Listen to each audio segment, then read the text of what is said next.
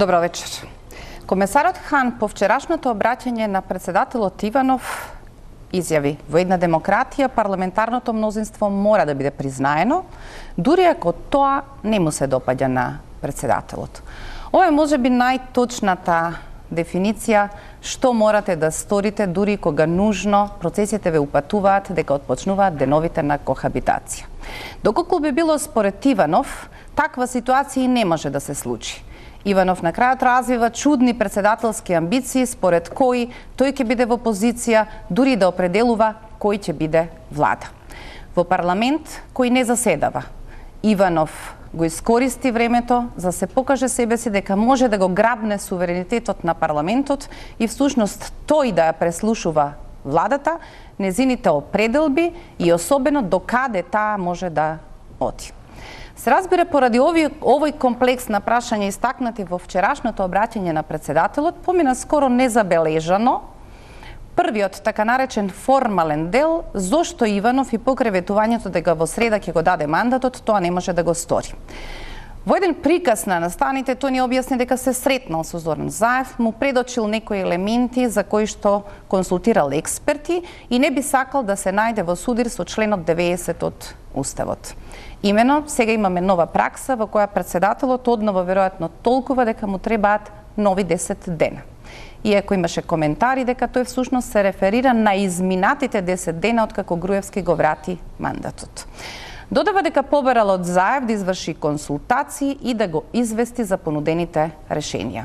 Дали во оваа формулација всушност се наоѓа и позицијата на Заев на пресконференција веднаш потоа со смирувачки тон дека работите одново ќе почнат од денеска, треба да останеме смирени, решение ќе се најде. Што се тркала зад сцената? Дали оваа последна заробена институција, председател на државата во описот на Европската комисија за заробената држава, ни потврдува дека ова е уште една игра која Иванов ја игра за сосема други нарачатели и вечерва ќе сакам да поразговараме со моите гости. Што е политичкиот бенефит од ваквото обраќање на Ѓорги Иванов? Мои гости вечерва: Сашо Ордановски, добро вечер. Петре Шилегов, добро вечер и за вас. И професор Осман Кадрио, добро вечер, професор, и за вас. Господине Шилегов, имате ли вие повеќе информации што значи понудата од разговорот со Заев во врска со овие интерпретации за така наречените 10 дена уставна пракса се повикува на искуството од 92 и што е тоа што бара Иванов да го извести Заев околу можните солуции, ако самиот вели дека излезното решение може да биде лесно? Најпрво, вчера во нашата држава де-факто се случи државен удар. Де-факто господинот Иванов си зема за право да го суспендира уставното уредување на Република Македонија. Република Македонија е парламентарна демократија. Тоа не е председателски систем и суверенитетот на нашата држава произлегува од граѓаните и им припаѓа на граѓаните. Граѓаните по пат на избори тој суверенитет го пренесуваат на представниците во Собранието на Република Македонија, односно пратениците. Председателот на Република Македонија согласно уставните решенија, уставните ингеренции, нема овластување да даде или не даде мандат, односно да одбере кога затоа се исполнети уставните услови. Член 90 регулира должност, а не право на председателот. Тој, надвор од вообичаената практика, за прв пат во историјата оваа 26 годишна на Република Македонија, побара од Социјалдемократскиот сојуз и нејзиниот председател Зоран Заев да достават во писмена форма да достават доволен број на потписи кои што него ќе го уверат дека може да се стекне со статус мандатар за состав на влада. Што досега не се случило и е преседан сам по себе. Тоа обично се прави по консултации, во консултативни разговори со политичките чинители согласно резултатите во изборите. Такво нешто, впрочем, не беше побарано ниту од Никола Груевски, кога му го додели мандатот на 9 јануари. Во името на зачувување на мирот и поредокот на Република Македонија. Одлучивме условно да кажам и да го прифатиме тој услов на господинот Иванов.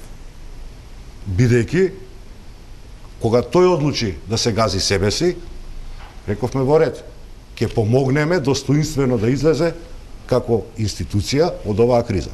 И му доставивме 67 потписи на пратеници од Собранието на Република Македонија со верифицирани мандати.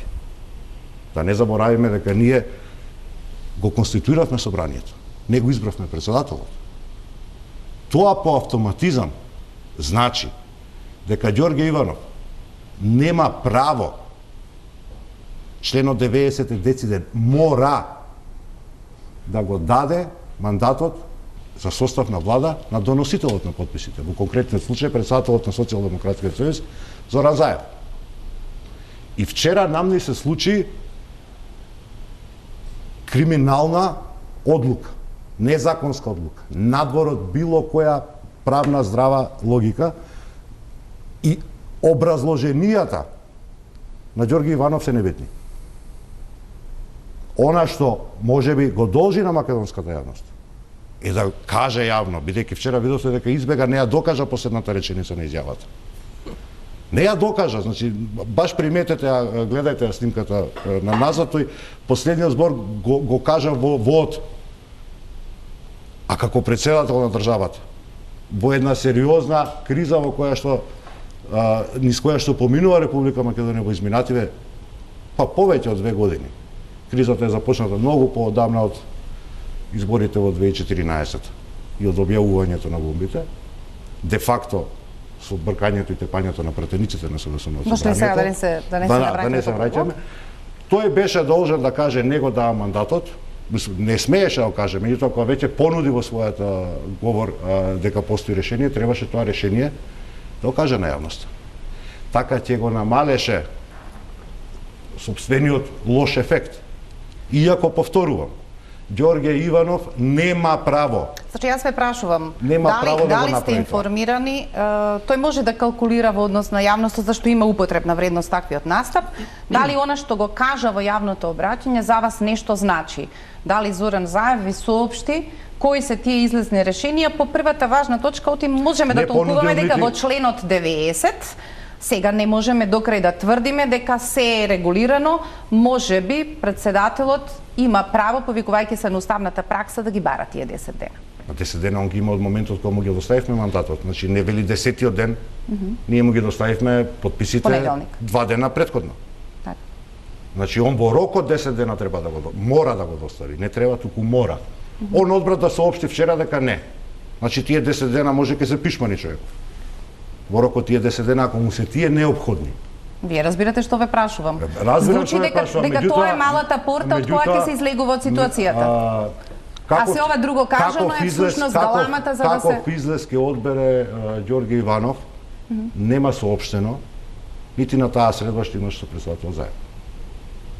Едноставно, дури запрепастувачки, детски и натливо, кажал дека он не може да го додели мандатот заради тоа што се консултирал со определени правни експерти. Нити ги посочи луѓето, на крајот на денот имаме право да знаеме кои се, за да ги прашаме и нив по кои тоа норми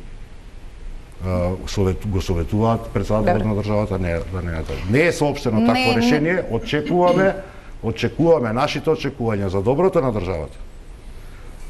Е дека Ѓорѓе Иванов ќе преиспита својата одлука и ќе го додели мандатот на Социјалдемократскиот сојуз. Професор Кадрил, сите пораки што по обраќањето ги добива председателот Иванов се на таа линија.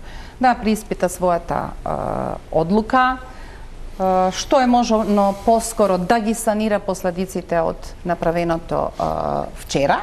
Но еве за ова за кое што го прашувам, шилегов надевајќи се дека сепак тие имаат малку повеќе информации што за затворени врати побарал во смисла на првиот дел од обраќањето на председателот. Ако само тој дел го издвоиме, ви звучи ли дека всушност Иванов бара само 10 дена да ја заврши работата, а ги бара тие 10 дена именно поради вториот дел од неговото соопштение кој прави високо запалива ситуација и веројатно тоа е делот во кој што му завршува прилично работа на ВМРО-ДПМН. Благодарам за поканата. Повторно добро вечер за вас, добро вечер за сите гледачи на ова важна емисија. Неколку прашања овде ќе ги дотакнам кои се однесуваат на одлуката на господин Иванов. 3 прашања се важни. Првото прашање произлегува од уставната обврска за давање мандат. Ве молам, дозволите ми да елаборирам од уставна гледна точка што значи ова одредба, како треба да се примени, а како се применува. Уставната одредба упатува на обврска председателот на државата кога кандидатот за мандатар ги исполнува условите, тој е должен, ве молам, тој е должен да го даде мандатот. Во правото и во уставното право посебно, зборот должен не дава можност за друга алтернатива. Не дава можност ниту пак за примена на така нареченото дискреционо право, што за конкретни прашања председателот на државата има дискреционо право. Овде, ве молам, нема дискреционо право. Ова одредба е должен, во правото се интерпретира, се толкува како императивна правна норма, присилна правна норма. Ние правниците велиме норма jus cogens. Таа или ќе се спроведе, или нема да се спроведе. Господин Иванов, ве молам, постапил спротивно на обврската која произлегува за него како председател, а која обврска е фино, ве молам, санкционирана во нашиот устав, во одредбите на член 90, како највисок. Но јас, професоре, прашувам, да речеме, дека можеме да тврдиме дека од давањето на подписите до денес се поминати 4 дена и можеме да толкуваме дека Иванов се уште има уставен рок да ја заврши својата обврска. За другиот дел на интерпретациите во однос на тирански платформи и останато ќе зборуваме подоцна, тоа се услови надвор од неговите ингеренции.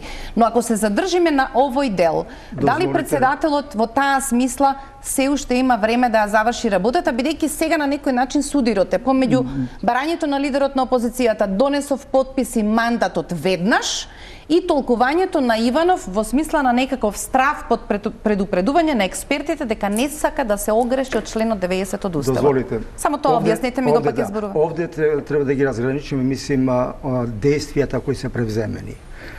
Рокот уставен во рокот 10 дена, и овде се нагласи од колегата Шилегов. Ве молам, тој може првиот ден да се произнесе, вториот, најкасно до 10-тиот. Ве молам, тој со вчерашната изјава фактички се произнесол. Друго е сега прашањето. Тој, ве молам, има негативна одлука. Тој со одлуката што ја објави, а образложението апсолутно немаше врска, ве молам, со одлуката, тој се произнесол дека не дава мандат на конкретното лице. Сега, со оглед дека има јасен, мислим, и пратеници, се извинувам, професоре, не на лице. Зборуваме на добро, мислим, неколку политички партии со представник на партија и онда со представник на коалиција. Овде не зборува уставот за лидер, не зборува за председател на партија, него вели представникот на партијата кој има парламентарно мнозинство или представник на коалиција која обезбедува парламентарно мнозинство. Уважениот господин Заев во овај миг, ве молам, е со статус на представник на коалиција која обезбедила парламентарно мнозинство од не 61, туку 67 пратеници. Огивера се обидува да каже дали председател направил пуч во обид, за кој има уште 6 дена да го стави у рикверц, или ова веќе формално правно пуч. Да. Видите, ти благодарам за помош. Тие изрази државен удар, не сакам да ги употребувам, не е својствени. Ние треба правно да коментираме неправна ситуација, дали ме разбирате? Значи, абсурд коментираме. Правна ситуација е ова, значи, за мене одлуката е донесена за недавање. Мо, при фактот, дека сигурно ова одлука има далекосежни последици. Тој ве молам, може во наредните денови, до 10-тиот ден, да се предомисли и да ја повлече одлуката. А инаку, за мене ве молам, одлуката е донесена. Друга е сосема состојбата и сега други се наредните активности ако сака да ги превземе. Тоа е негово право. Дали ќе се определи да ја повлече одлуката. А за мене ве молам, тој одлуката има донесена. Во рокот определен со устав. Ордановски се смее затоа што претпоставам дека од сите овде на масата ние најдолго го познаваме Иванов и веројатно нашата таа незавршена желба можеби имали време да се спаси, да не биде срамно подоцна повлекувањето е мотивот да бараме некаква правна трага. Имали време или како што вели професорот Кадрију, она што вчера го слушнавме треба да се смета Американците имаат една поговорка. позиција. Они викаат, уставот е донесен, е составен од најпаметните луѓе, за да може и најглупавите председатели да го спроведуваат. И сега да имаме таква ситуација. Имаме сега председател кој што, да не кажем од поговоркава американска, треба да го спроведува. Се му е јасно на Ѓорѓе Тие американски експерти сега се во проблем, веројатно и во сопствената држава, така да. Се разбира, меѓутоа сакам да кажем, се му е јасно на Ѓорѓе Иванов. Јасно му е дека го крши уставот, јасно му е дека е еден најобичен демагог кој што се обидува кршењето уставот да го покрие со некакви флоскули, некакви политички оправдувања, од кои што па не може, што вели Шилегов, не може ни да ги доискаже, да го бега, за да не го праша некој да му каже извинете председателя ова, и тој бега и така натаму. Проблемот е што реално постои таа шанса да он се предомисли. Човекот е нестабилен во своите политички гледања, нестабилен е во тоа како се влијае врз него. Мислам дека тој сега е предмет на еден притисок, до сега беше предмет на притисок на владеачката партија, сега веројатно ќе биде и ова, веќе исказите на меѓународна заедница, домашна заедница, се притисок и така натаму. И ја не би исклучил дека тој ќе се предомисли. Меѓутоа исто така мислам дека знаете како тој мислам дека е своеволно кооптиран во заговорот против правната држава Македонија. Оти ние знаете како 2-3 години се обидуваме да објасниме дека он е еден слабак врз кој што овие од ВБ присилен го уценуваат, го фатиле, не знам вакви снимки имаат, не знам такви снимки имаат. Добро, тие тоа и го прават, се разбира. Меѓутоа ја мислам дека во случајот на Иванов он и своеволно учествува во реално една работа против државниот интерес на Македонија и против пишаните закони, уставот и така натаму. И во таа смисла неговата одговорност е објективна.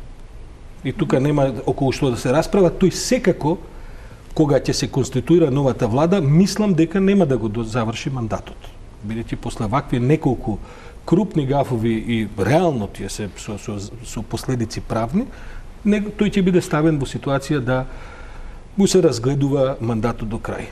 Меѓутоа, нашиот проблем е сега нешто друго. Ви имате држава во која што нема кој да ја протолкува ситуацијата, бидејќи сите институции се во една илегална ситуација. И имате држава во која што, гледате, и уставотворецот не можел да предвиди дека председателот намерно ќе го крши уставот. И дека уставниот суд намерно ќе влегува против уставни решења. И дека, како да ви кажем, нема да има собрание, нема да има влада, не ќе ги локалните избори. Сите чувари кои се направени во архитектурата кога тргате да правите држава, тргате со добра волја. Вие не тргате со тоа дека главните луѓе кои треба да спроведуваат државотворната идеја ќе работат против државата. И не можете така не. Па и не можете така да тргнете како тоа ќе го направите. Не може да санкционирате тоа сигурно. А ние сме токму во таа ситуација. А проста е работата. Бандити треба да одат у затвор. Во една реченица колку збори? Се од тука почне, нема никаква друга, некаква фама или некакви реални проблеми. Бандитиве треба да додадат, им се ближи, јасно е тоа. Бара, вчера се случи една важна работа и таа е важна и за историјата на Македонија. Ви се молам, формално дојдовме до точка, оваа работа почна во ноември 2014. Вчера председателот потврди дека Заев има 67 пратеници во инство. И тоа е затворање на еден голем круг. Тоа е заправо формалниот пораз на политиката на инспираторите и, да кажем, колегите на господинот Иванов. Вели, И тоа не е малку. Во таа прилика на средбата им честитав на партиите кои успеале да создадат мнозинство, бидејќи тоа е важен чекор кон излез од кризата. Така е. Значи јас мислам дека ние вчерашниот ден не е сосема загубен. Мислам со овој Иванов, вие стварно треба да се надевате на многу среќа дека деновите не ви се загубени, но ако ништо друго, вчерашниот ден е еден важен, барем во таа смисла. Ние се констатира... Што проблемот е што ние 11 години од нашите животи загубивме. Не, Шилегов, сега работата е следна. Значи цело време работата следна. Значи, вашата партија тргна со идеја дека работава ќе ја расчиствува низ институции. А од другата страна цело време се провокациите, тие провокации се драстични. Тие се драстични до кумановски инциденти, до, како да ви кажа, провокации од секаква смисла, насилства, поединечни, групни и така натаму, да ве извади од таа шема, да ве натера да излезете ногица да се судрите. Овој пат што вие сте го одбрале, прво дава резултати, но е спор. И е тежко. Така е, спор е. И тоа е навистина подложен на разни сопки, кога имате една навистина, како да ви кажам, една тотално незаинтересирана политичка структура за доброто на државата. Тие сега навистина се во ситуација да се грижат само за својата кожа, ништо другото, и за парите. Сепак не би било драго да мора да ги враќаат парите. И сега ние тука се тоа е овој човек што е таму зад Оливера тоа е тој што е у ситуација да може уште малце да ги растегне, да има возможи да дигне тензијата. Во многу опасни води влегуваме, свесен е тој за тоа, затоа бега од говорницата. Оној Груевски е кукавица, вие го гледате, он вика, он нема храброст никога се обраќа, вика еден амбасадор, кажи го кој е тој амбасадор. Тоа се толку уплашен. Еден амбасадор, кажи го кој е тој амбасадор. Тоа му е потребно за другите. Да не зборам со сите други. Па излези на улица и ти, еве луѓе во излегоа, некои луѓе мисле дека треба да бидат узо, ова е демократија, има право на протест. Па излези бе, поведи ја колоната да му се не. Шилегов, обраќање од два дела која има комбинирана техника. Првиот дел кој што го анализиравме до сега, кој може да му даде шанса за излез на председателот, ќе се наоѓа, ќе се обиде да се најде во своите 10 дена кои вој пат си ги запишува, ќе размислува, не знам уште што ќе се консултира.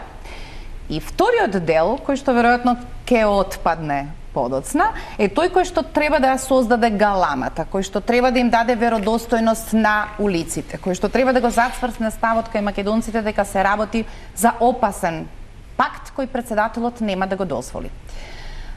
Предпоставувам имавте чувство дека сте повикани на некој начин со оваа интерпретација за предавство, за уривање на унитарниот карактер на државата, за преговарање на туѓи платформи, да тргнете на улиците исто така, па таа некаква ситуација да изгради нова можност, иако за многумина изгледа неверојатно, бидејќи Груевски е првиот кој што се откажуваше од можноста за концентрациона влада, широка коалиција, дека сега всушност преку овој начин, доколку вие сте со тенки нерви, работата би требала да се доведе до доволно опасна безбедносна криза, која би ги вратила партиите однова на масево, зашто зборува Ордановски ќе биде толку многу далеку К од криминал на начин на кој што е Т од обвинителството на Јанева. Ние 2 години се соочуваме со такви политички спинови, кои што се силно подгреани и поддржувани од страна на ова што веќе за жал не може да ги кажете пропагандистички куќи. Ова се веќе медиуми кои што хушкаат судир. Ова што наш не се случува последниве неколку денови е дека имате отворени повици. Отворени повици на фашистички орди да излезат на улици. Во Македонија нас во моментов на улиците не се случува фашизам. Тоа треба веројатно сите да бидеме свесни, токму заради тоа не треба така лесно да ја купуваме, да ги купуваме провокациите кои што нам не ги пласира Никола Груевски преку Ѓорги Иванов. Единствен некој на кој што во овој момент му одговара хаос во државата е Никола Груевски. И таа фамилија. Знаете, вчера го слушам Иванов вели ние немаме резервна татковина. Никој во Македонија нема резервна татковина. Нити јас, нити вие. Јас немам резервна татковина. Мојата единствена држава е Македонија. Освен Никола Груевски и фамилијата што има доволно пари да се иселат со семејствата и да живеат било каде. А нас да не остават овдека во хаосот кој што го создаваат. По-безобразна е таа изјава. Пазите, он сака да каже албанците имаат резерва над ковид. Јас кажувам, не, јас одам да ја соголиме до крај, да го соголиме до крај лицемерието со кое што не соочуваат нас како политичка партија, меѓутоа и граѓаните. Овие се народот вели пуни ко брод. Очи им истекуваат пари крадење. Добар дел од парите имаат изнесено надвор и можат во секое време да се спакуваат и да не остават нас овде во хаосот што го создаваат. А хаосот го создаваат за да нема субјект кој што ќе ги гања после тоа, кој што ќе ги гони во кривична смисла на зборот. Значи таа е целта. Затоа мора да бидеме мудри со ладни глави. И тоа го правиме. Овдека користам дебатна не емисија, меѓутоа ја користам и мојата улога како представник на Социјалдемократскиот сојуз. Да упатам апел, ама и авер до граѓаните. Да останат со мирни глави, ладно. Социјалдемократскиот сојуз на Македонија нема да дозволи тонењето на Груевски да представува и да биде тонење на Македонија. Никола Груевски ќе замине таму каде што му е местото и тоа ќе го направат граѓаните на Македонија преку институциите. Тоа ќе се случи. Тоа него му се случува. Замислете, ние имавме ситуација за која што вие споменувате. Да, платформата на албанските политички партии усвоена на 7 јануари. Ѓорги Иванов мандатот на Никола Груевски му го доделува на 9, 2 дена после усвојувањето на платформата. Никола Груевски 20 дена преговара со ДУИ, меѓу другото и за таа платформа. И чека како млада невеста на 29 ни завеса дзирка дали ќе дојде зетот да ја земе за жена. Зошто ако беше толку како што себе сака да се прикаже патриот, на 10 не излезе да каже јас под овие услови не правам влада. Лажна е приказката што се случува последниве 5 дена во Македонија. Нити има врска со некакви платформи, нити има врска со патриотизам. Најмалку со патриотизам. Ова има исклучиво врска со обид на кукавицата и разлигавен Никола Груевски да одбегне за себе и за своето криминално окружување одговорност која што му следи. Тој мислеше дека ќе ги добие изборите, ќе состави влада и во хаосот и во заробените институции кои што ги има, за себе и за своето весело криминално друштво ќе одбегне одговорност. Тоа не му се случи. И сега одеднаш, после 29 јануари навакот, кога стана известно дека ВМРО-ДПМН нема да може да владее, се случуваат апокалиптични сценарија за распад на државата. И ќе искористам до крај, веројатно ќе отидеме на тоа, меѓутоа да не заборавам. Јас ќе ви кажам зашто ниту еден представник на Социјалдемократскиот сојуз на Македонија никогаш не преговарал и никогаш нема да преговара. А тоа се уставни измени кои што ќе доведат до промена на унитарниот карактер и уставното уредување на Република Македонија. Затоа нити јас како пратеник, нити било кој представник на СДСМ со никого нити разговарал, нити ќе разговара, нити ќе преговара, нити ќе прифати. Спиновите кои што ги трпиме овие 5 до 10 дена се исклучиво очаен или последен обид на криминалецот Никола Груевски да не одговара пред законот. Професор Кадрију, сега веќе навлегуваме во овој дел околу условите за кои Иванов вели дека нема да го даде мандатот на човек или партија кој има платформа за уривање на суверенитетот, интегритетот и самостојноста на Република Македонија. Со оглед на искуствата од Иванов, што знае, што му кажуваат разузнавачките служби во авантурата аболиција влета тврдејки од каде ви се имињата, тој рече имам јас начин како ги дознавам работите. Сега мојата логика е кој е единствениот начин како ги дознал работите, дека е возможно ВМРО-ДПМН да му ја дал верзијата на законот за јазикот кој што ја преговараа со ДУИ и оттаму некаде Ѓорги Иванов да намирисал дека се работи за нешто опасно. Со оглед на тоа што разговарам со човек кој што во својство на консултант ги виде сите верзии, вклучително и таа на ВМРО ДПМН, иако тие упорно одбиваат да потврдат дека имаат своја контрибуција во времето додека преговараа со ДУИ. Моето прашање е, кога шеф на држава ќе се формулира дека за услов на кој констатиравме дека уставно нема право го дава, вели очекувам од Заев или барам, сега веќе дефинирано како услов за да му го даде мандатот, да се откаже или да ја осуди платформата. Во правна смисла, професоре, каква врска има осуда? Тоа е, како се вика, тоа е политичка поза. Тој став на било кој политичар може да го даде, може да не го даде. На крајот на краиштата, зошто Заев би бил во позиција да осудува нешто на што не е автор, ниту пак Иванов знае што таа платформа воопшто се разговара или е можеби дел на договорот за мнозинство, евентуално владината програма?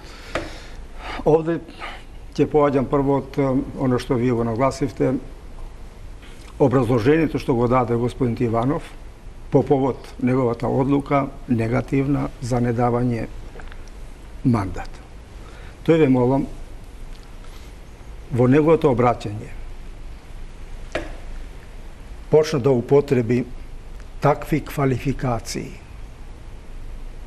од државно-правен карактер, а без за тоа да има никакви аргументи, никакво образложение, ниту пак фактичка состојба. Ве молам, ќе биде загрозен државни суверенитет, територијалниот интегритет, националните интереси, безбедносните интереси, унитарноста на државата. Ве молам, за вакви оценки треба навистина да има аргументи, образложение, дела. Се повикува, ве молам, на платформата. Прво, апсолутно не е точно дека ова платформа е од странска држава, од туѓа држава, од друг премиер, од премиер на друга држава. Ова платформа или политичка декларација, како ја нарекуваат, е, ве молам, резултат на трите политички партии албански во нашата држава и од нашата држава. Сосема ирелевантно зошто имале и средба со одделни структури на Република Албанија. Апсолутно тоа не е битно. Меѓутоа, тврдам, авторите на ова платформа се политичките партии албански во Македонија. И ова платформа, дозволите, и ова платформа е, значи, собственост, исклучиво собственост на политичките партии. Никој нема удел во ова платформа. Изгледаме неверодостојни кога ние се обидуваме да браниме, тврдиме, 100% потврдуваме нешто на што не сме биле сведоци. Политичките активи... Сите сме сведоци. Платформата политичка за основање на ВМРО ДПМН е направена у Германија у кафана. Кај Марија Јаковлевски. У Германија у кафана Старо Скопје, мислам дека се вика. Да. Зашто зборувам? Со присуство на УДБА, ако смеам да дополнам. Тука јас не налагам. Ја да влезам. Значи, ВМРО ДПМН е кафанска партија од Германија. Тоа сега треба да го елаборираме од дека. Сигурно. За да не ја шириме дебатата, сега ме подсетувате на еден разговор од преговорите во Пржино, кога Груевски се обидува на Хојте да му ги објасни причините зошто мора да гласа диаспората. Меѓу другото му објаснува дека од тоа не може да се откаже, бидејќи неговата партија е создадена во диаспората и од тие причини не сака да бега од тоа. Ама и кафански се понаша према државата. Но она што сакам да ве прашам, професоре, директно, велам, ние не сме сведоци на тој процес. Но Груевски Иванов прави разлика помеѓу тоа дека се случило нешто после добивањето на мандатите во парламентот, иако изјавата или декларацијата на албанските партии е всушност најмалиот заеднички содржител од изборни кампањи во кои, морам да признам, слушнавме и прилично порадикални ставови. Според тоа, Иванов вели дека се што е до добивањето мандати го прифаќам, легитимно е, ама одеднаш после тоа се случило нешто што јас не можам да го прифатам. Платформата содржи доста точки, доста барања, доста предлози. Но, Оно што е битно, ве молам, и што е заеднички именител. Сите тие точки, сите тие барања, ве молам, се во рамките на рамковниот договор и во рамките на Уставот. И второ прашање. Во преговорите и договорите за состав на владата, ве молам, само одделни точки од таа платформа се извлечени, за да бидат тема на разговори, а од тие точки, оно што и беше најчувствително е оно што и вие го нагласивте, предлог законот за јазиците. И ве молам, ќе се задржиме овде. Нагласивте, имав прилика по некоја случајност да вршам увид, ми беа доставени и предлог законот на двете политички партии албански. За едно од нив учествував и јас, бев консултиран. Имав прилика да го видам и предлог законот на Социјалдемократскиот сојуз, а имав прилика, ве молам, да го видам и предлог законот изготвен во заедништво помеѓу ДУИ и ВМРО. И на една тркалезна маса... Не, понивикат немало такво нешто. И на една тркалезна маса, ве молам, на дебата јас кажав, видите, кога треба да се донесе ваков закон, мощно чувствителен, без секој сомневање, се работи за едно важно национално прашање на една нација, а тоа е јазикот. Треба да се консултираат и другите политички партии кои имаат свој видување. И се повикував. И предлог законот на ДУИ заслужува да се анализира, да се цени, затоа што има решенија, има ставови, има определби кои се за почитување. И да се сослушат и тие, ве молам, во изготвувањето на овој закон. И ова теза е брана и денеска. На кој за ВБ разборувате? Апсолутно, нека се прибави нивното мислење. А нивното мислење ќе биде, ве молам, присутно и на самата седница на парламентот кога ќе се расправа. Затоа што има во право едно правило, ако сакаме законот да биде добар, а законот е добар ако е праведен, треба да се сослуша и другата страна. Добре. А ние имаме овде повеќе страни кои треба да учествуваат во донесувањето на овој закон. Социјалдемократите имаат право да објаснат, иако многумина аналитичари сега им велат се наоѓате во ваква ситуација, меѓу другото затоа што одлучивте да не говорите за фактите од тоа за што разговаравте добивајќи конечната верзија на законот, иако ние како граѓани сме во опасност. Тој закон секако не може преку ноќ тајно, кога ќе стигне времето за собраниската процедура, да помине туку така. Овде мораме да дадеме пауза за реклами, па продолжуваме со дебатата.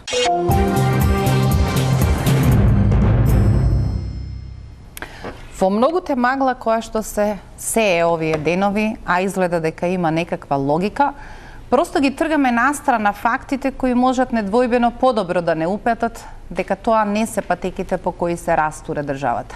И ние конечно треба да се вратиме на вистинските теми или одговори, што е тоа што ја клекна оваа држава на колена и веќе 2 години не може да излезе од тој вртлок на најсериозната политичка криза. Некои тврдат дека во таа пуста платформа, тоа што се запишани дека треба да се разговара за символите на државата, е всушност ударот кој нејзиниот интегритет и суверенитет. Истите во истиот момент забораваат дека сме промениле и знаме, а во мандатот на Никола Груевски и грбот. Ние го отворивме Уставот и го променивме грбот. И не падна Уставот и не се претвори во Пандорина кутија, како што денеска тврди Никола Груевски.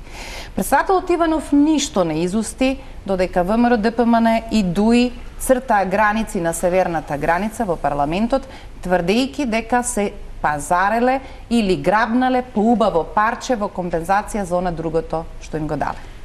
Одгледавме многу работи, ги одледи председателот, и никогаш не ги доведе во врска со суверенитетот, интегритетот и самостојноста на Република Македонија. Денеска, кога ја наблюдувате Ордановски оваа изведба која некаде допира до последните обиди на ВМРО ДПМН да има една институција која ќе биде инката за да го пролонгира времето, како ви изгледа можноста или развојот на станите? ВМРО има еден по суштина нерешлив проблем, а бидејќи ВМРО не е неважна партија, Македонија со ВМРО има еден нерешлив проблем. Тој проблем се сведува на страна оваа целава приказка со претседателот и така и овие фолклори и сето тоа што го слушаме. ВМРО како резултат на својата криминализираност, но и како резултат на својата длабоко вкорената идеологија, се доведе денеска во ситуација да повеќе, без разлика на расплетот на ситуацијата, тие не можат да имаат албански партнери во власт. Во која било идна власт. Значи, ние можеме и да ги повториме изборите. Ако се резултатите исти како овие, ќе треба да влеземе повторно во истата оваа математика. Ако резултатите се такви да ВМРО освои 70 пратенички места, например, тие повторно не можат да владеат со едни. Значи, оние потрошија можноста да владеат во мултиетничка Македонија. Што значи тоа? Тоа значи дека практично политички нив им остануваат две варијанти. Или Македонија да ја федерализираат, а тоа па потоа да владеат со делот кај што е чисто македонски. И сега тоа е една компликација и една изведба која што не треба да се подценува, без разлика како се чини дека тоа, за тоа секојаш ќе обвинат некој друг, или Македонија да ја исчистат од албанци, да нема албанци, па сами да владеат. Како што гледате, тоа е у суштина една нерешлива равенка. И ние најголемиот дел од проблемите го имаме заради ова, бидејќи ВМРО повеќе нема перспектива, отидоа ги преминаа сите граници. Значи се вратија на повеќе шовинизам отколку 90-тите години. Значи, ова раководство на ВМРО, но и целата партија, а особено ова раководство, повеќе нема перспектива политичка. Како год да се разреши оваа ситуација. При тоа, они успеа да го истрошат толку многу својот главен политички партнер Дуи, да Дуи повеќе нема да застане на нозе. Ќе му треба и кој знае дали ќе успее да се рехабилитира, бидејќи ВМРО троши како гумичка. Добро, троши во политичка смисла, не троши во криминална смисла, таму веројатно делиле. Затоа е денеска, јас се уште мислам дека Али Ахмети му е најдоброто другарче на Никола Груевски. Дел од овие проблеми што ги имаме и што не можеме ги решиме, затоа што таму има цело време една паралелна комуникација, тие се дофрлаат топки, па ви се молам, кажете го и портпаролов на Дуи, Бујар Османи, во ова студио имаше такви шовинистички ставови, исти како ВМРО. Артан Груби што прави? Тоа е цела една екипа која што само си ги префрлат топчињата затоа што тие знаат дека тоа им е излезот. Да ја изострат толку работата, за да потоа своите овци од етнички припадници ги третираат во националистичките трла. И сега ете, Македонија е веќе надвор од таа фаза, отидовме во една друга фаза во која што сега е веќе неможно да најдеме решение за ВМРО. И сега затоа оваа нервоза, затоа тие не може да отидат у опозиција. Веќе нема што да прават. Затоа ова сега излегување ногици, затоа ова подигнување на речник, затоа ова хистерија, но гледате, што е нивниот проблем и затоа е сега јасно што ќе се случи понатаму. Нивниот проблем е што со таквиот концепт, на такво редефинирање на Македонија, тие не може да го изведат без согласност на меѓународната заедница, бидејќи тоа може да значи и реметење на постоечките граници. Гледате, ВМРО нема да минува граници на Балканот. Тоа да им би биде јасно, за тоа евентуално има некои други. Не само што нема потенцијал, нема ни авторство за тоа, нема ни ресурси за тоа, а бидејќи ова што они го имаат како опција не може да се изведе без тоа. Ако ги читаат овие лекции од руското, принципот на владење победник со победник е у суштина федерален принцип. Они се цело време федералната приказна. А обвинуваат други за федерализација. Министерството да влада така. Значи они се способни само да владат. Они што му викаат на еве ти тебе твоето, ти терај таму брат, ние ќе тераме и кога вие ќе им се и кога граѓаните масовно гласаат против тој концепт, они се губат. И како резултат на губењето предизвикуваат тензии и дури можности за ескалации кои што се непредвидливи. Но тие ескалации на крај ќе ги потопат. Бидејќи видите, оваа Могерини, она не е само за надворешни работи, она е и за безбедност. Јас мислам дека денеска заврши фазата во која што дипломати разговараа со Груевски. Од враќањето на Могерини во Брисел или кога се враќа, од реферирањето во понеделник, ќе дојдат овдека други кои ќе разговараат со Груевски. Не заборавајте, Мијалков и Гордана Јанкуловска за 15 минути си поднесоа оставки после Кубановскиот инцидент. Таму не разговараше Бејли со нив. Така што сега ќе дојдат тие, ги знаеме, такви разговара и со Љупчо Георгиевски која сакаше граници да менува. И ако сакате ова што јас го говорам е една историска константа во ВМРО. Само што овие беа доволно преправени во технократи, па ја продаваа приказната на една модерна технократска партија во суштина кој ќе ги гребнете, како што сега се гребна, тоа се необични шовинисти. А им ја купува долго и во Брисел и во Вашингтон. Да, па добро, видите, беа доволно паметни да останат под радарот, да не загрозуваат менување на граници. Сега кога веќе се ја загрозуваат стабилност на Македонија, а со тоа и границите, со се рускиве соопштенија за нив, сега со нив ќе се бават други. И затоа само да завршам поентата, има Иванов уште време да си го промени ставот. Од ова денеска со Могерини што го разговарал, во како што вели Могерини во долгиот разговор, веројатно е попријатен разговор од тие што му следуваат.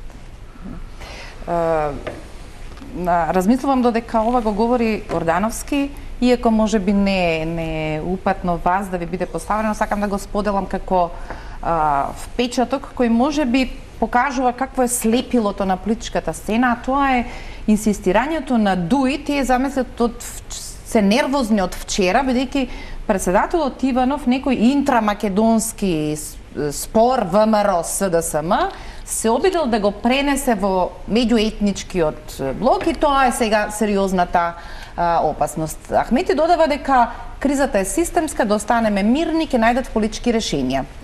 Ако сето тоа го поврзам во некаква логична смисла, прво, ДУИ сакаат да одречат дека се дел од системот поради кој ние сме во оваа белја во која што сме.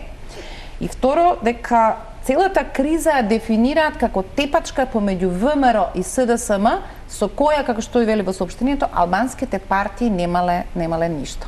Го исчитувате ли тој наратив за кој нервозните од целата оваа ситуација велат од тие реченици можеме да исчитаме дека се уште му е тешко да се развенча со Никола Груевски? Она што јас го знам е дека Македонија нема алтернатива освен концептот кој што Социјалдемократската цивилна Македонија го понуди на изминатите избори. А тоа е изградба на една држава и на едно општество.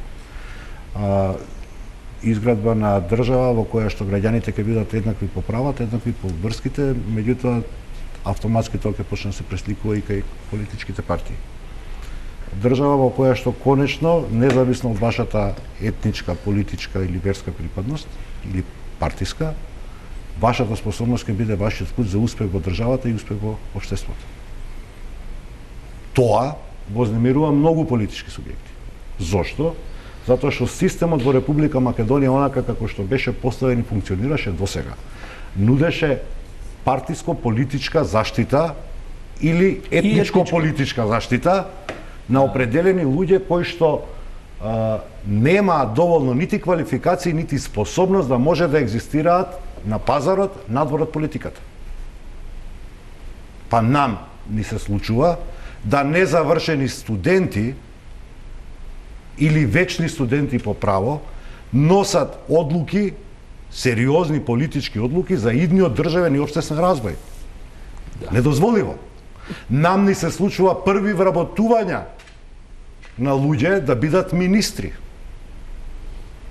Нам ни се случува да таков тип на луѓе, кога дојдоа во власт, кога дојдоа на власт, имаа по 27, 8, 9 години, сега 11 години поминаа, се по 40 на години, свесни се и знаат дека со губењето на политичката моќ ќе сносат кривична одговорност и следните 40 години ќе треба да се вратат во подлабока дупка од таа од која што излегува на површина во нашава држава.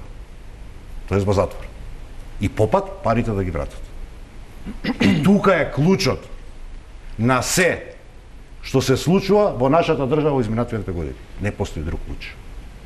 Па Никола Груевски има лажено дека бил брокер. Значи, он е лажна слика од неговото појавување на политичката сцена. Он е обичен шалтерски работник. Не навредувам шалтерските работници, бидејќи секој ја има својата професија каква што ја има, меѓутоа немал потреба лаже дека бил брокер. Него му се гледало 98-99 кога се појави на политичката сцена, бидејќи тоа беше релативно непознато како име, дека тоа може да делува атрактивно и излажал дека бил брокер. Вработените во тогашна Балканска банка, сегашна Унибанка, викаат дека бил шалтерски работник.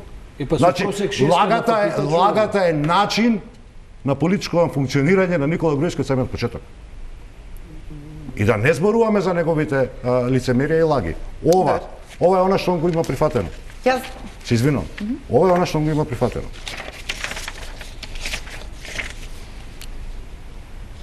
Јазик, закон за употреба на јазик кој што го зборуваат најмалку 20% од граѓаните Република Македонија, во Република Македонија и во единиците на локална самоуправа. Објавен во Службен весник 2008 година, кога се формираше владата, која што патем кажано, во Службениот весник е објавен него и на албански јазик.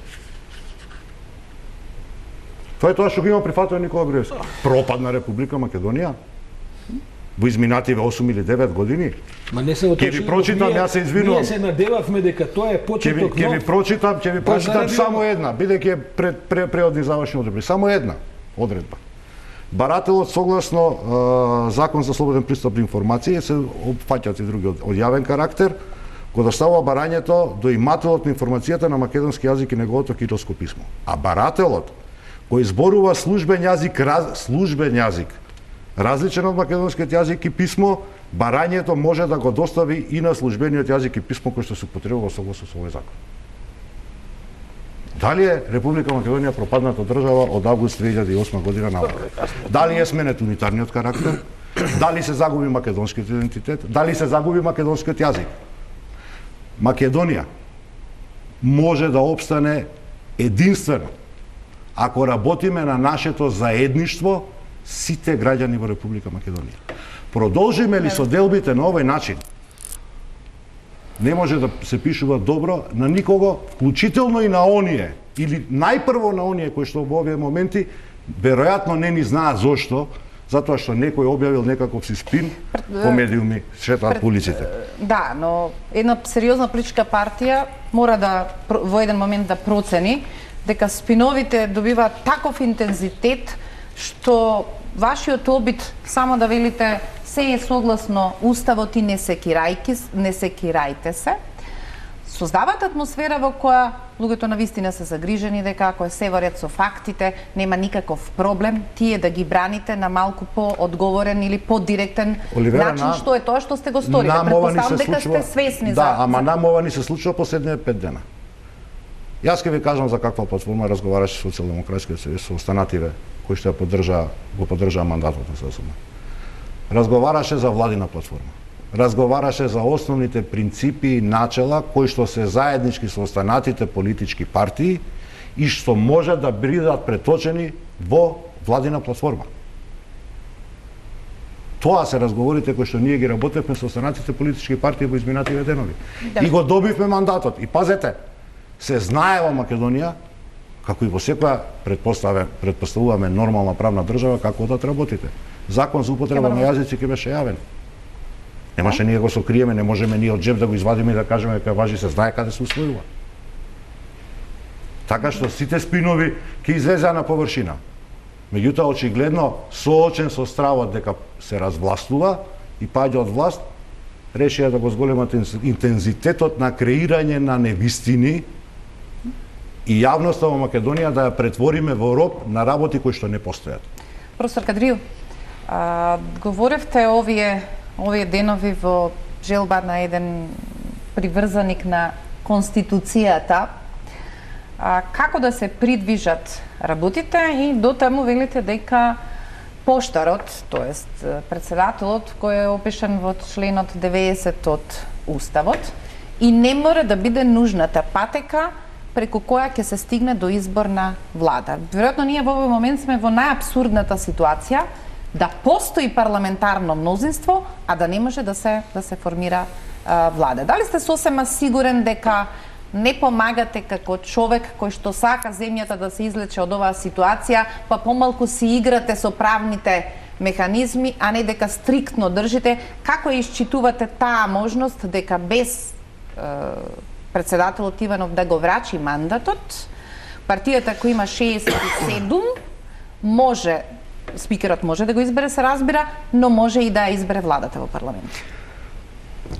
Следува образложението за ова приказна, да кажем.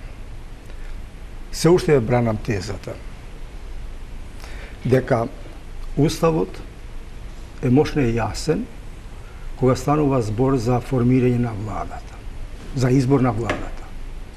Тројца учесници, ве молам, се важни политички и правни субјекти. Председателот на државата, мандатарот и парламентот. И според Уставот и редот на нештата, а редот на нештата произлегува од Уставот и од уставната дикција, е како што вели Уставот. Председателот, ве молам, треба да го даде мандатот. Должен е да го даде мандатот. Ево, ни се случи, ве молам, првиот круг не успе мандатарот да формира влада. Следуваше вториот круг на активности, кој круг, рамка на активности, повторно почна од кај председателот. Затоа што Уставот одговара. Председателот, ве молам, не го дава мандатот. Со тоа што не го дава мандатот, ние немаме мандатар. Се стопира, ве молам, се запира постапката за избор на владата. Прашањето е, ако една таква одлука се прихвати, да ја сметаме дека уставна, уствари неуставна, може ли државата да биде заробена, да немаме парламент, да немаме влада и да бараме излезно решение? Кое? Според моето мислење, во ваквите ситуации, ве молам, сепак, и во духот на Уставот, при фактот дека имаме парламентарно мнозинство, парламентарното мнозинство, ве молам, ќе бара свикување седница, да се завршат тие точки што остана од првата седница конститутивна, а тие точки се избор на кадровската комисија, односно комисијата за прашање на изборите, избор на председател и веднаш на наредна седница да се избера владата од парламентот. Зошто го нагласувам од парламентот, ве молам? Во сите овие случаеви кога немаме ние, например, мандатар, немаме давање на мандат од страна на председателот и немаме влада, ве молам, последиците ги има парламентот. Слабоста, политичката и правната слабост се препишува на парламентот. Парламентот е доминис литис, ве молам, кој решава за владата. Професоре, насилно ќе го спречат ваквото сценарио. Значи, одма да ви кажам, на сите ни е јасно, со конституирано мнозинство, на крајот на краиштата, парламентот не го чини зградата, парламентот го чинат пратениците. Пратениците можат на паркингот на парламентот да се соберат и да одлучат. Меѓутоа, тоа е нивната тенденција. Нивната тенденција е да однесат државата во потполно нерегуларна услови. Слушайте, они, одма да ви кажам, на секој обид на влегување во парламентот ќе прават физички инциденти, ќе дојде до тепање. Прво има таму технички нормативи, треба некои картици, електронски системи, гласања, микрофони, сето тоа ќе го обструираат. Овие луѓе се опасни, тргнати се во својата последна мисија. Тоа е фактичко прашање, што може да се случи. Затоа мислам дека пред тоа да се случи, ќе се случат некои други работи. Заради кои они ќе се откажат од ваквото сценарио кој им е веќе развиено, а еднаш го пробаа. Трајко Велјановски, истиот човек кој што раководеше со специјалните сили за изфрлање на пратениците од парламентот. Така што они, ја не знам, Петре Шилегов дека присутниот пратеник дали е спремен да се тепа. Они се спремни насилно. Они ги освоија улиците, излегуваат 3-4-5 луѓе, што е нивно право, нема никаков проблем, тоа треба да се овозможи додека сакаат да. Меѓутоа они тоа ќе го прават. Они нема да се либат нити од барикади, нити од влегување народ у парламент. Може да се случат непријатни работи. Секако ќе доаѓа до тепање, до употреба на полиција, на сили и така натаму. Правна држава, за да блокира, затоа што во тој правната држава не сме да дозволи ве молам такви нерегуларности да не може да се собере парламентот. Ова правна држава ја руши председателот по име и презиме. Видите, тоа е проблем. Факт е дека имаме ние покрај политичката криза, сега имаме уставна и правна криза имаме. Со овој атак врз уставот и уставниот поредок. Дека они ќе го прогласат Трајко Велјановски кој е никој и ништо за председател на парламент веќе од утре. И тој ќе почне да се однесува и да носи одлуки, соопштенија, тој ќе каже па ја свикувам, нема кој друг да свика. Тој немојте да се зачутите ако подпише и распишување локални избори. Па ја ви кажувам што ќе прават. Тие на сила, сега ќе кажеш, што не, ние тука, ја председавав, таа не е завршил, сега распишувам локални избори. И ние паќе се собереме у студиото на Телма, паќе правиме разговори, паќе цитираме овој... Пауза за реклами, малку вода, ова, да како се вели... Па така ќе биде како е сега модерно, да ги чуваме, да ги чуваме. Јас мислам дека нема да стигне до таму. Да не правиме апокалиптични сценарио, луѓето да бидат мирни и смирени, бидејќи има решение по паузата за реклама, нешто ќе ни каже за тоа Шилегов се надевам.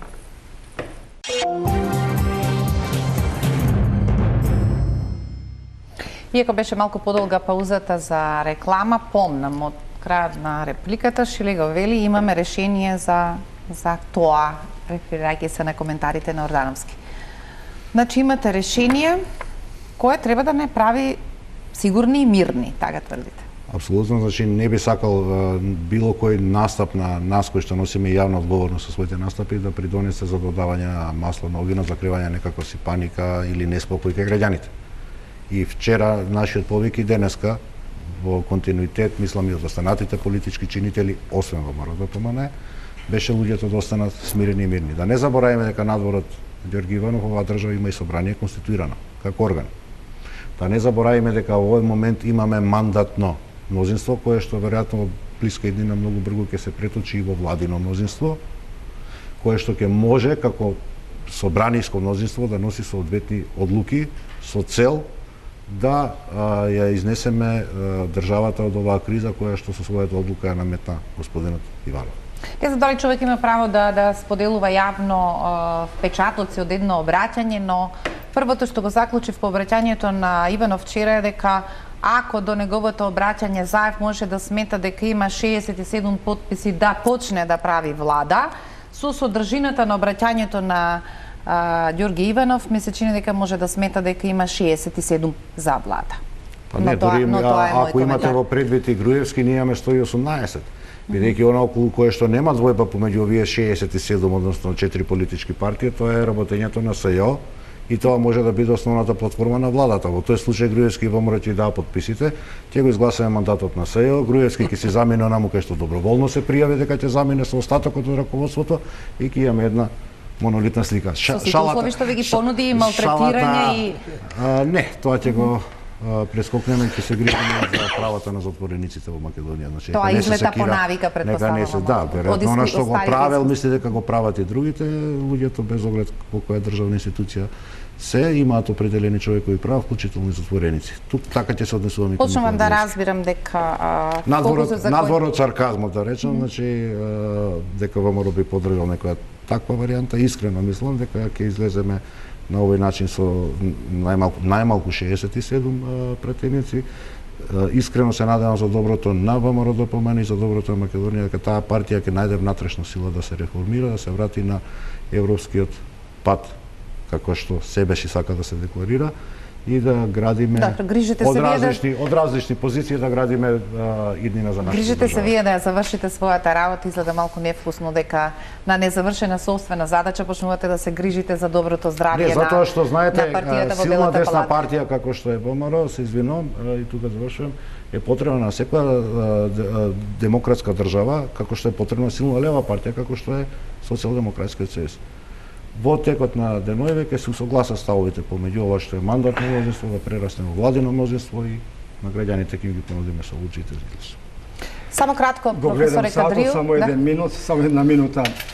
Видите, прво да се определиме за тоа дека состојбата не мощно тешка, но сепак сум оптимиста дека не толку тешка да биде и безизлезна. Се раководам со две можни решенија, со кои преку кои сметам дека ќе се реши овај проблем, мощно акутен. Првото решение, дај Боже да се случи, председателот Иванов во овај рок што има до 10 дена да се преиспита и валда ќе преиспита својата одлука и да ја повлече својата негативна одлука.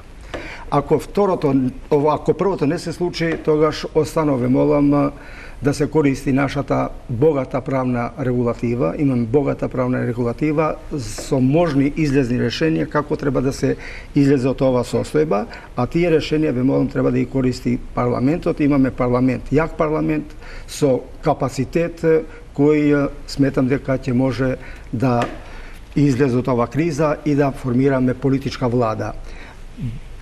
Во сите овие постапки ве молам, оно што и се нагласи, треба да се постапи со ладни глави, треба да ги користиме исклучиво демократските средства, правните средства и правните механизми.